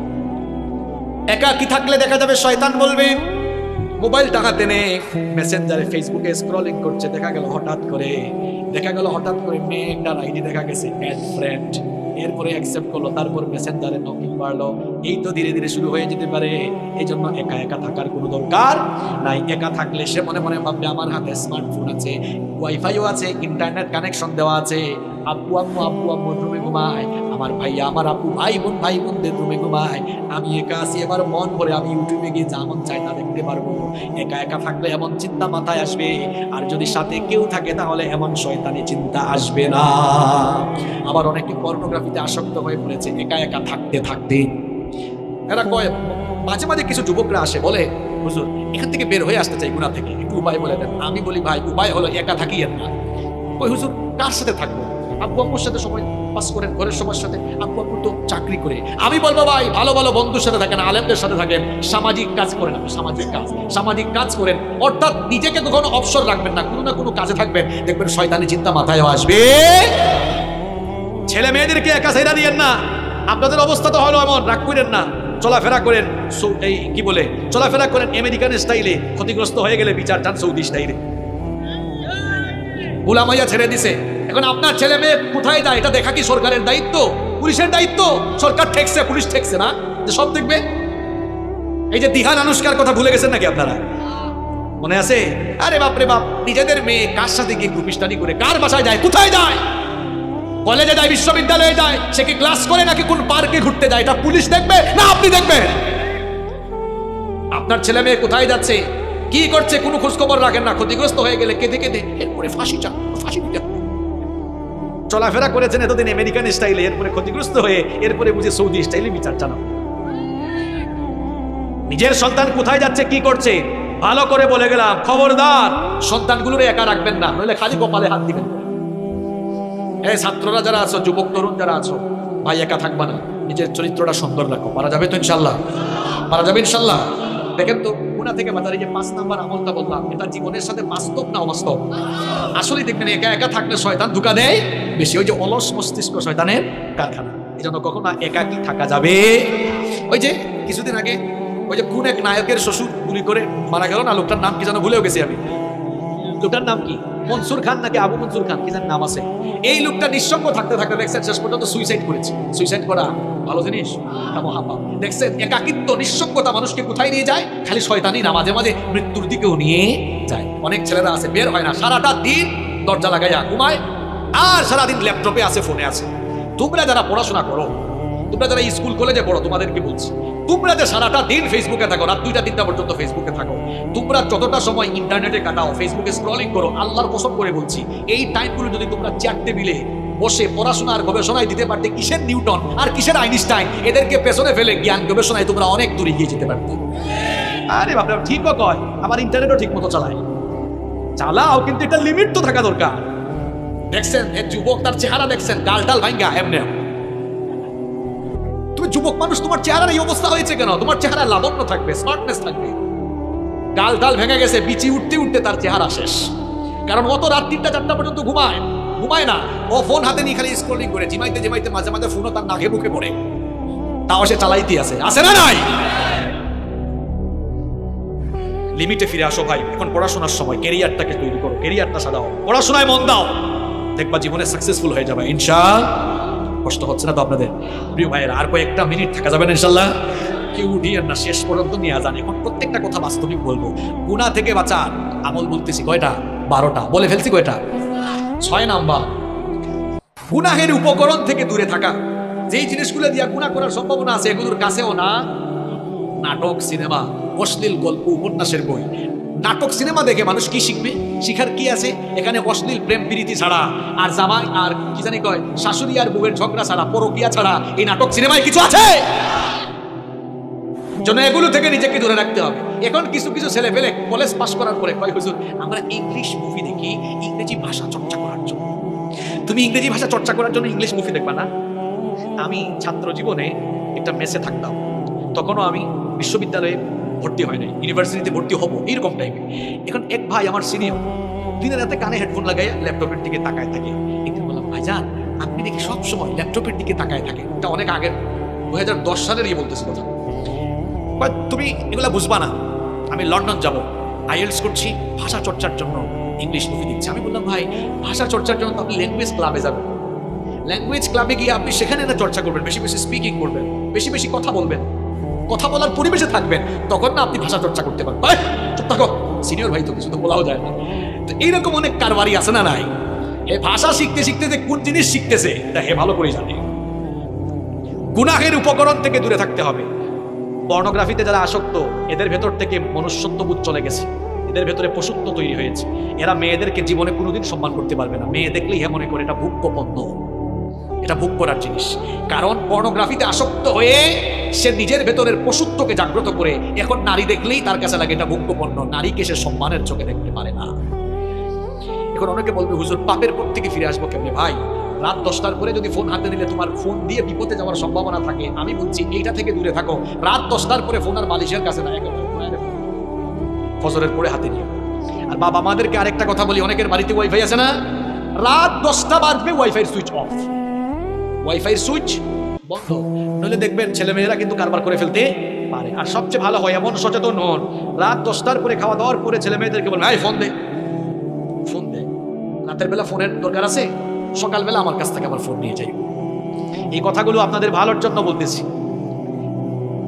ডিভাইস তো হাতে, আমাদের ছেলে মেয়েরা নষ্ট হয়ে যাচ্ছে অপশিক্ষার অপসংস্কৃতির কারণে। ছোট বয়স থেকেই বাচ্চাদের হাতে আমরা ফোন তুলে দিচ্ছি। আরে ভাই আগে তো ছোট ছোট বাচ্চারা কান্না করলে মা বাবারা দৌড়ে এসে কুলে নিয়ে আয় আয় চাঁদ মামা গল্প শোনায়, কবিতা শোনায়, ঘুম পাড়াইতো। এখন 2-3 বছরের বাচ্চা কান্না করলে মা বাবা এসে ইউটিউবে ঢুকে বেবি শার্ট ডুড্ডু লাগাই দেয়। আর 2-3 বছরের বাচ্চারা ফোন হাতে নিয়ে ইউটিউবে ঢুকে একটার পর একটা চেঞ্জ করতেও জানে। ওইদিন দেখলাম 3 বছরের বাচ্চা মোবাইল স্ক্রলিং করছে এমন ভাবে, আমি হুজুর মানুষ, আমি নিজেই এরকম স্ক্রলিং জানি না। একজন আমারে কয় ওই দিন, হুজুর দোয়া করবেন। বললাম কি হয়েছে? কয় আমার মেয়ে জেএসসিতে A+ পেয়েছে, মানে ক্লাস 8 পাস করছে, A+ পেয়েছে। আমি বললাম মাশাআল্লাহ গুড। কয় হুজুর জানেন খুশি হয়ে আমি আইফোন গিফট করে দিয়েছি। আমি বললাম ভালো করছেন, কিছুদিন পরে আপনারা জামাই গিফট করবে। এই ছোট্ট ছোট্ট ছেলে মেয়েদের হাতে ফোন তুলে দিয়েন না, তাহলে কারবার ঘটাই হইবে। রাতের বেলা ফোন কেড়ে নেবে, ইন্টারমিডিয়েট পাস করার আগ পর্যন্ত হাতে ফোন দিয়ে নেবে। এগুলো পরামর্শ দিয়ে গেলাম, মানলে কল্যাণ হবে ইনশাআল্লাহ। গুনাহ থেকে বাঁচার জন্য 6 নাম্বার আমল বলে যাচ্ছি। গুনাহের উপাদান যেগুলো, এগুলোর দ্বারে কাছেও যাওয়া। তার মানে কি ফোন থেকে দূরে থাকবেন? ভাই প্রত্যেকটা জিনিসের পজিটিভ নেগেটিভ আছে, নেগেটিভ গুলা বর্জন করে পজিটিভ গুলা। এই যে ক্যামেরা, এটা দিয়া মুভি নাটক সিনেমার শুটিং করা হয়, আবার এখানে মাহফিলে ওয়াজও রেকর্ড করা হচ্ছে। এক জিনিস দিয়ে 2 কাম করা যায় কি যায় না?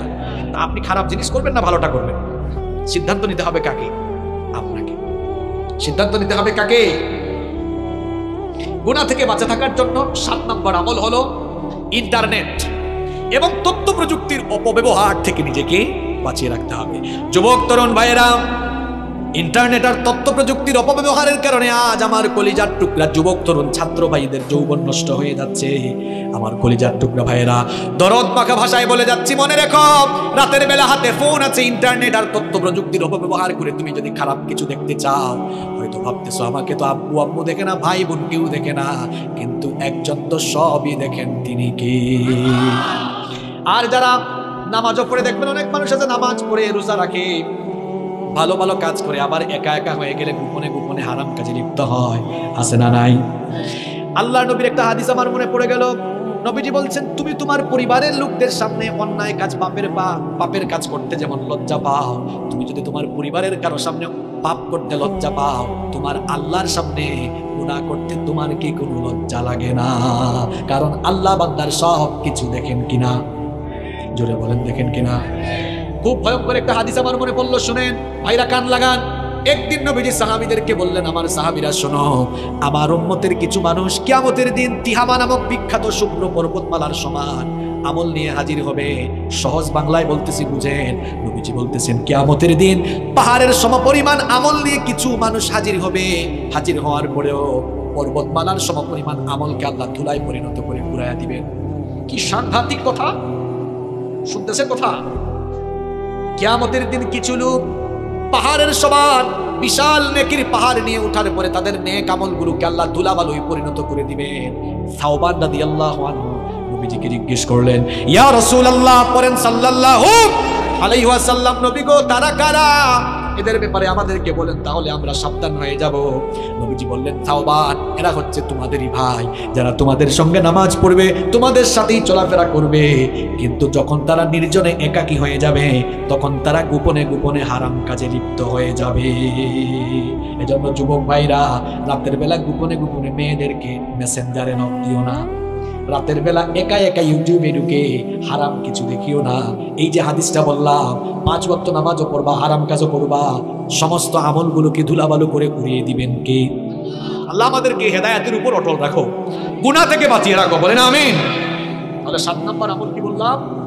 ইন্টারনেট তথ্য প্রযুক্তির অপব্যবহার থেকে নিজেকে মুক্ত রাখা। পারা যাবে তো ভাই ইনশাআল্লাহ? নাম্বার 8 নাম্বার, গুনাহ থেকে বাঁচার জন্য 8 নাম্বার উপায় হলো, অসৎ ব্যক্তিদের সাথে, অসৎ বন্ধুদের সাথে মিশা যাবে না। কথায় আছে না, সৎসঙ্গে স্বর্গবাস, অসৎ সঙ্গে। এই জন্য যুবক তরুণ ভাইয়েরা, সিগারেট খুর, ইয়াবাকুর, বাবাকুর, এদের সাথে মিশিও না। ভালো মানুষকে বন্ধু বানায়। বন্ধু বানাবেন কাকে? যার দুনিয়াদারি আপনার চেয়ে কম আর দিনদারি আপনার চেয়ে, আবারও বলছি, বন্ধু বানাবেন কাকে? যার দুনিয়াদারি আপনার চেয়ে কম আর দিনদারি আপনার চাইতে। আমি জানি মাহফিলে অনেক ভাইরা আসেন গুনাহ করতে করতে, এই গুনাহ নিয়েই আসেন। তারা হয়তো এখন আমার কথা রাগ করছে, হুজুর আমরা খারাপ কাজ করি বলে কেউ কি আমাদের বন্ধু হবে না? হবে। আপনাদের বন্ধু আমরা, আপনাদের বন্ধু এখানে যারা 5 ওয়াক্তের নামাজি ভালো ভালো ছেলে, এরা আপনাদের বন্ধু। আমরা আপনাদেরকে দাওয়াত দিয়ে দিয়ে, মাথায় হাত দিয়ে দিয়ে, বুকে টেনে টেনে নামাজি বানাবো ইনশাআল্লাহ। আমি বলতেছি ওই সকল ছেলেদেরকে যারা একটু মিশলেই খারাপ হয়ে যাওয়ার সম্ভাবনা আছে। আপনারাও দেখবেন ছেলে মেয়েরা কাদের সাথে মিশে, কারণ এ হয়তো ভালো আছে, কিন্তু খারাপ কারোর সাথে মিশলে থাকতে থাকতে সেও খারাপ হয়ে যেতে পারে। জনপ্রিয় ভাইয়েরা, গুনাহ থেকে বাঁচার জন্য 8 নম্বর উপায় হলো, অসৎ ব্যক্তিদের সাথে মিশা যাবে না। কষ্ট হচ্ছে আপনাদের? এই তো শুনেন, আর 4টা পয়েন্ট আছে। নাম্বার 9 নম্বর, গুনাহ থেকে বাঁচার জন্য মনটা চাইবে গুনাহ করে ফেলি, এই কামটা করে ফেলি। সাথে সাথে সবর করে নিজেকে তখন সংযত করবেন, যেটাকে বলি আমরা কন্ট্রোল করা। নিজেকে কন্ট্রোল করতে হবে। আপনি যদি কন্ট্রোল করতে পারেন, সুবহানাল্লাহ, আমার আল্লাহ কত দয়াবান। নবীজি হাদিসে বলেছেন, কোন বান্দা একটা ভালো কাজ করবে, শুধু নিয়ত করবে, কাম করার আগে নিয়ত করলেই সাথে সাথে আল্লাহ আমলনামায় একটা নেকি দান করবে। আর বান্দা নিয়তের করে যখন কাজটা করে ফেলে, আল্লাহ আমলনামায় সওয়াব 10 থেকে 700, এমনকি আল্লাহ চাইলে আরো বাড়ায়া দেন, সুবহানাল্লাহ। আর আমার আল্লাহর দয়া কেমন দেখেন। ভালো কাজের নিয়ত করলে সাথে সাথে নেকি লেখা হয়, খারাপ কাজের নিয়ত করলে সাথে সাথে গুনাহ লেখা হয় না। আল্লাহ বলেন, এই ফেরেশতা দ্বারা দেখ আমার বান্দা শেষ পর্যন্ত কাজটা না করে ফিরে আসে কিনা। যদি বান্দা ফিরে আসে, আল্লাহর ওই লোকটার আমলের খাতায় গুনাহ লিখতে আদেশ দেন না, সুবহানাল্লাহ। তাহলে পাপ থেকে বাঁচতে হলে গুনাহ করবেন, মাথায় চিন্তা আসবে, ঠিক সেই সময় নিজেকে কন্ট্রোল করে ফেলবেন। কার ভয়ে? নাম্বার 10, গুনাহ থেকে, পাপ থেকে বাঁচা 10 নম্বর আমল হলো, নিজের ভেতরে লজ্জাশীলতা পয়দা করুন। গুনাহ করার পরে আমরা ভুল করতে পারি ভাই, ভুল করা দূষণীয় না। কারণ আমাদের বাবা পৃথিবীর প্রথম মানুষ যিনি, তিনিও ভুল করছেন। নাম কি? তিনি ভুল করার পরে ভুলের উপর থাকেন নাই, লজ্জা পেয়ে তওবা করে ফেলছেন, এই জন্য তার মর্যাদা বাড়িয়েছেন কে? এই শয়তান কি শয়তান ছিল? প্রথমে কি ছিল? আরে ভাই, হ্যাঁ, শুধু ফেরেশতা না, ফেরেশতাদের সর্দার। একটা ভুল করছে, ভুল করার পরে অহংকার করেছেন, লজ্জা পেয়ে মাফ চায় নাই, এই জন্য ফেরেশতার সর্দার থেকে শয়তানের সর্দার হয়ে গিয়েছে। কি বুঝলেন? তাহলে আপনি পাপ করছেন, ভুল করছেন, এটা দূষণীয় না। পাপ করা যতটা না দূষণীয়, পাপ করার পর পাপের উপরে থাকা এটা মারাত্মক দূষণীয়। নবীজি এই জন্য বলেছেন, মুসলিম শরীফের হাদিস, কুল্লু ইবনে আদম খাত্তাউন ওয়া খায়রুল খাত্তাইন আত-তাওয়াবুন। মানুষ মাত্রই গুনাহগার, মানুষ মাত্রই পাপী, তবে ওই পাপ করা, গুনাহ করে ফেলা মানুষদের মধ্যে আল্লাহর কাছে সবচাইতে প্রিয় হলো তারা গুনাহ করার পর আল্লাহর কাছে তাওবা করে যারা। সুবহানাল্লাহ। এই জন্য পাপ থেকে বাঁচতে হলে নিজের ভেতরের লজ্জা বাড়াতে হবে না কমাতে হবে। দেখেন কয়েকটা নমুনা বলি, লজ্জাশীলতা কেমনে বাড়াবেন? লজ্জাশীলতা এমন ভাবে বাড়াবেন, অনেকে তো আছে প্যান্ট আর লুঙ্গি টাকনুর নিচে পড়ে, এটা জায়েজ না, হারাম। সুতরাং আমরা কখনো টাকনুর নিচে লুঙ্গি বা প্যান্ট পরবো না, এই গুনাহটা করতে যেন লজ্জা লাগে। কারণ বান্দা মুমিন কখনো গুনাহের কাজ করতে পারে না। এমন কাজ যারা করেন, শুনেন, নবীজি বলেছেন কিয়ামতের দিন আল্লাহ তাআলা ওই লোকটার দিকে তাকাবেন না, তার সঙ্গে আল্লাহ কথা বলবেন না, তাকে আল্লাহ পবিত্র করবেন না, তাকে আল্লাহ জাহান্নাম থেকেও বাঁচাবেন না। চারটা কথা বলেছি, আবার শুনেন। নবীজি বলেছেন কিয়ামতের দিন আল্লাহ ওই ব্যক্তির দিকে তাকাবেন না, তার সঙ্গে আল্লাহ কথা বলবেন না, 3 নাম্বার আল্লাহ তাকে পবিত্র করবেন না, 4 নাম্বার আল্লাহ তাকে জাহান্নাম থেকেও মুক্তি দিবেন না। সাহাবীরা বললেন, নবী গো কার কথা বলছেন? নবীজি তখন বললেন, যারা টাকনুর নিচে কাপড় ঝোলায়া হাঁটে। কই হুজুর, টাকনুর উপরে পড়তে কেমন জানি আনস্মার্ট আর খেত লাগে।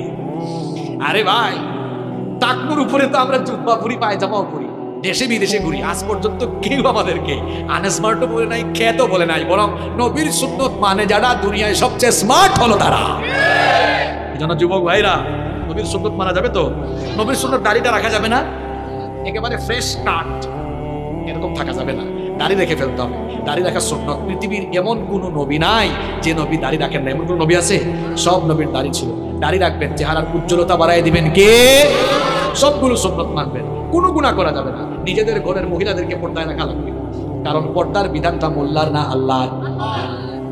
অনেক বোনেরা আছে, যেহেতু মা বোনরা আসছে, এদের ব্যাপারে তো কিছু বলা দরকার। এখন আবার অনেকে আছে বুরকা পরে তারপরে চেহারা খুলে বের হয়, আছে না নাই?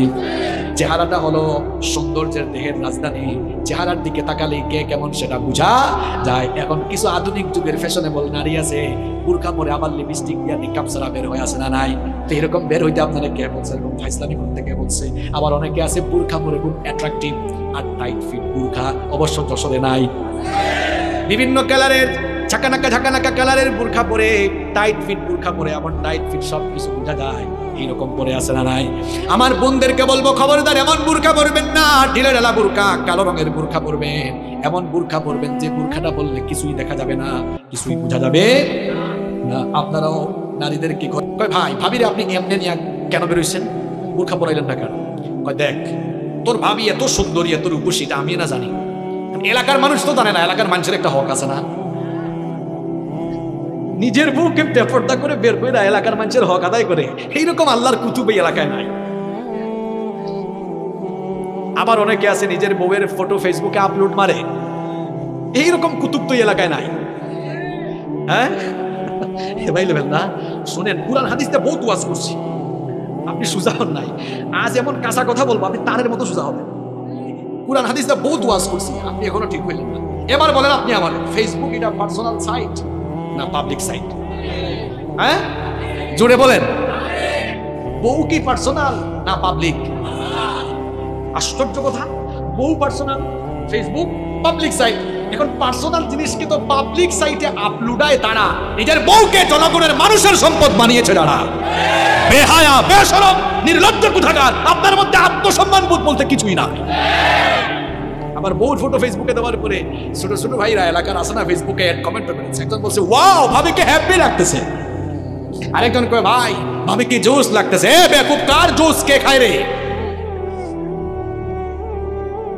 একটু লজ্জা, আমি হাসির কথা বলেছি, তো লজ্জা শরম নাই আপনার? আল হায়াউ শু'বাতুম মিনাল ঈমান, নবীজি বলেছেন লজ্জাশীলতা ঈমানের অংশ। নিজের ভেতরে লজ্জা বাড়ান, আল্লাহ আমাদের সবাইকে লজ্জাশীল বানান। গুনাহ থেকে বাঁচার 10 নাম্বার উপায় বলছি, নিজেকে লজ্জাশীল বানাতে হবে, এমন লজ্জা যে আমার আল্লাহ গুনাহ করতে নিষেধ করছেন, আমি তো গুনাহ করতেই লজ্জা পাবো, গুনাহ আমি করবো না। পারা যাবে তো ইনশাল্লাহ? খারাপ লাগতেছে আপনাদের? সারা জীবন তো বহুত ওয়াজ শুনছেন, বাট জীবন পরিবর্তনের কিছু ওয়াজ শুনে যান, এই 12টা আমল শিখে যান। একটু পরে কিন্তু আমি পড়া আদায় করবো, যারা পারবেন না খবর আছে। পারা যাবে তো ইনশাল্লাহ? তবে ভয় নাই, আমি আবার আপনাদেরকে অপশন দিয়ে সহজ করে দিব। পারবেন না ইনশাল্লাহ? আচ্ছা, পরীক্ষা সহজ হবে, কঠিন না। নাম্বার 11, পাপ থেকে গুনাহ থেকে বাঁচার 11 নাম্বার উপায় হলো খারাপ চিন্তা বাদ দিয়ে বেশি বেশি ভালো চিন্তা করবেন। কারে মারবেন? খালি এরে মারবেন, তারে মারবেন, এদিকে টাকা মারবেন, ওইদিকে সম্পদ মারবেন, এইসব চিন্তা বাড়বেন। চিন্তা, ভালো চিন্তা বাড়ান যে আমি আজ ফজরের নামাজ জামাত আদায় করবো। ভালো চিন্তা না খারাপ চিন্তা? আমি আজান হয়ে গেলে এই 5 ওয়াক্তের নামাজগুলো টাইম দিয়ে আদায় করবো, আমি রেগুলার কোরআন পড়বো, হাদিস পড়বো, ইসলামী বই পড়বো, আমি মানুষদেরকে যথাসাধ্য সহযোগিতা করবো, সামাজিক কাজ করবো, দান করবো, সৎকা করবো, আমার যে সকল ভাইরা অভাবী আছে তাদের পাশে দাঁড়াবো।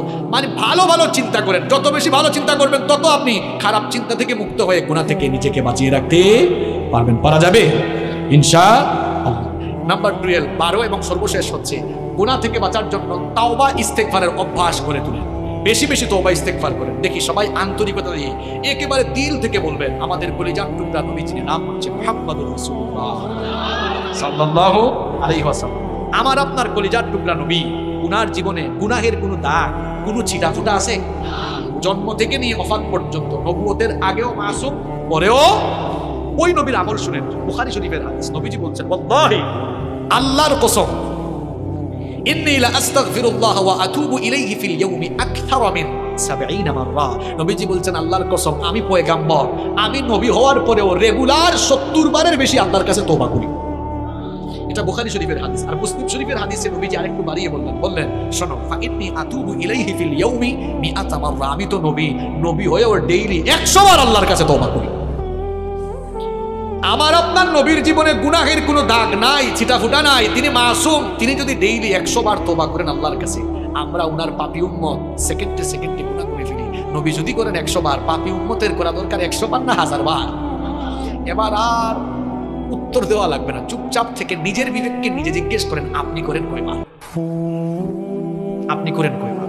এজন্য যখনই সময় পাবেন পড়বেন আস্তাগফিরুল্লাহ, যখনই সময় পাবেন জপবেন আস্তাগফিরুল্লাহ, যখনই সময় পাবেন পড়বেন আস্তাগফিরুল্লাহ। বাক্যটা ছোট কিন্তু পাওয়ার কম না বেশি।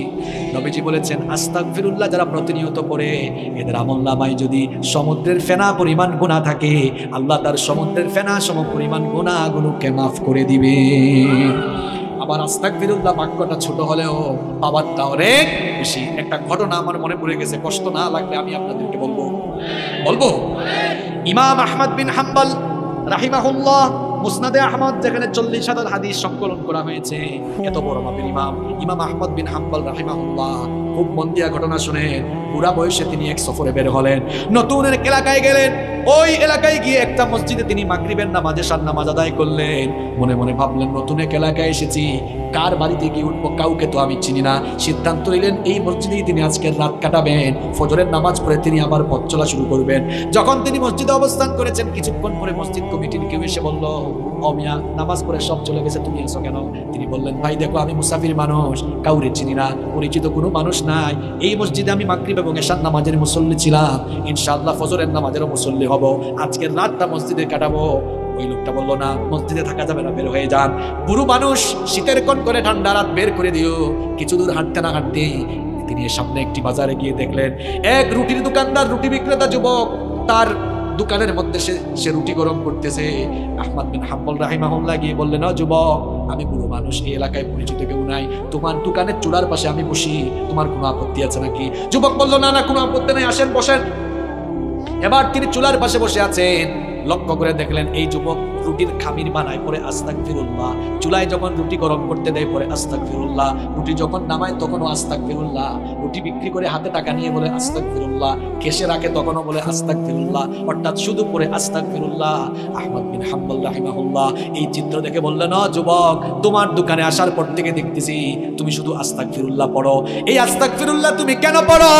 যুবক তখন বলল, মুসাফির শোনো, আমি তো ইবাদতের খুব একটা টাইম পাই না, চিন্তা করি যতক্ষণ ব্যবসা করি, সময় কেন নষ্ট করব? আস্তাগফিরুল্লাহ আস্তাগফিরুল্লাহ জপে জপে আমার টাইমগুলারে কাজে লাগাই। তখন আহমদ বিন হাম্বল রাহিমাহুল্লাহ বললেন, এই আমল যে করতেছো কোনো লাভ হইছে কিনা? কয়, অবশ্যই লাভ হইছে, লাভ না হইলে কি আমল করতাম নাকি? আহমদ বিন হাম্বল রাহিমাহুল্লাহ বললেন, এই আমলের কারণে তোমার এমন কি হয়েছে? যুবক তখন বলল, এই আস্তাগফিরুল্লাহ প্রতিনিয়ত জপার কারণে আমি মুস্তাজাবুদ দাওয়া হয়ে গিয়েছি। আমার বাবারা, আমার ভাইয়েরা, মুস্তাজাবুদ দাওয়া মানে হলো ওই লোক যেই লোক আল্লাহর কাছে হাত তুললে আল্লাহ কখনো তারে খালি হাতে ফিরাইয়া দেন না। ইমাম আহমদ বিন হাম্বল রাহিমাহুল্লাহ অবাক, আমি এত বড় হাদিসের ইমাম, এত বড় ফকিহ, এত বড় মুজতাহিদ, এত বড় আলেম, আমি নিজেই এখনো মুস্তাজাবুদ দাওয়া না, আর এর মতো রুটি দোকানদার এ নাকি মুস্তাজাবুদ দাওয়া। মনে মনে ভাবতেছেন এটা কিভাবে সম্ভব। তাকে এবার জিজ্ঞেস করলেন, যুবক আমার সাথে মিথ্যা বলো না, সত্যি করে বলো, আজ পর্যন্ত তুমি আল্লাহর কাছে যা চেয়েছো সব তুমি পেয়েছো কিনা? যুবক বলল, আল্লাহর কসম, আজ পর্যন্ত যতগুলো দোয়া করেছি সব দোয়া আমার আল্লাহ কবুল করেছেন, কিন্তু একটা দোয়া আমার এখনো কবুল হয় নাই। ইমাম আহমদ বিন হাম্বল রাহিমাহুল্লাহ বললেন, সেই দোয়া যা এখনো কবুল হলো না।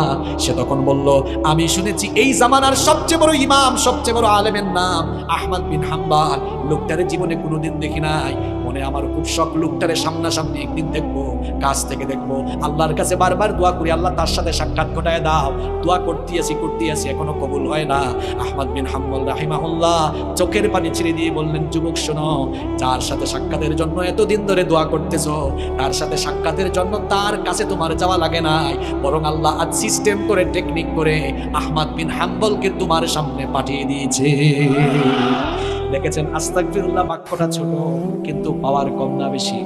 এখন পাওয়ার যদি বেশি হয়, আপনারা রেগুলার দিনে রাতে পড়বেন, সেটা কম না বেশি? সবাই পড়বেন তো? কয়টা আমল শিখাইলাম ভাইরা? কিসের থেকে বাঁচার জন্য? গুনাহ থেকে, পাপ থেকে। আপনারা বলেন তো, যে 12টা আমল বললাম, এই 12টা কাজ যদি করা যায়, গুনাহ থেকে নিজেদেরকে বাঁচিয়ে রাখা যাবে না? ইনশাআল্লাহ। আসেন দেখি আপনারা কি কাজ করছেন এতক্ষণ। গুনাহ থেকে বাঁচার জন্য 1 নাম্বার, কার কাছে পানা চাইতে হবে? দেখছেন কামারুজ্জামান ভাই, আপনার এলাকার জনগণ কেমন, একদম মনোযোগী। তাহলে 1 নাম্বার আমল সবার মনে আছে, আলহামদুলিল্লাহ। 2 নাম্বার বলেছিলাম আমি, গুনাহ থেকে বাঁচার জন্য একজনের কথা স্মরণ করে ওনাকে ভয় করা।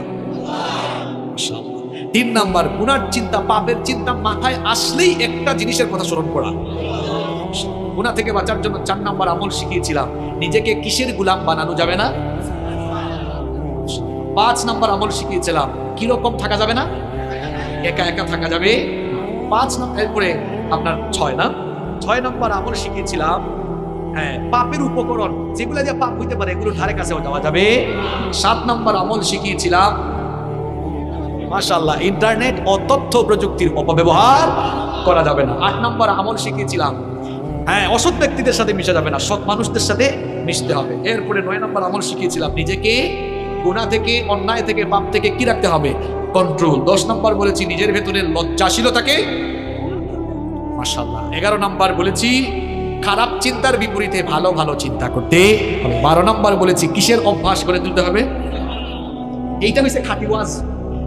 যে ওয়াজে 1.5-2 ঘন্টা আলোচনার পরে শ্রোতারা ওয়াজের সামারি বলতে পারে, এটাই হচ্ছে খাঁটি ওয়াজ। আর যে ওয়াজের পরে হুজুর জানে না কোন বিষয়, শ্রোতা জানে না কি ওয়াজ হয়েছে, এটা কোনো ওয়াজের জাত না। অন্তত 12টা আমল তো আমরা শিখতে পেরেছি। শিকার ভেতরে থাকবো না, এগুলো আমরা আমল করবো। আমল করবেন তো প্রিয় ভাইয়েরা? আল্লাহ তাআলা সবাইকে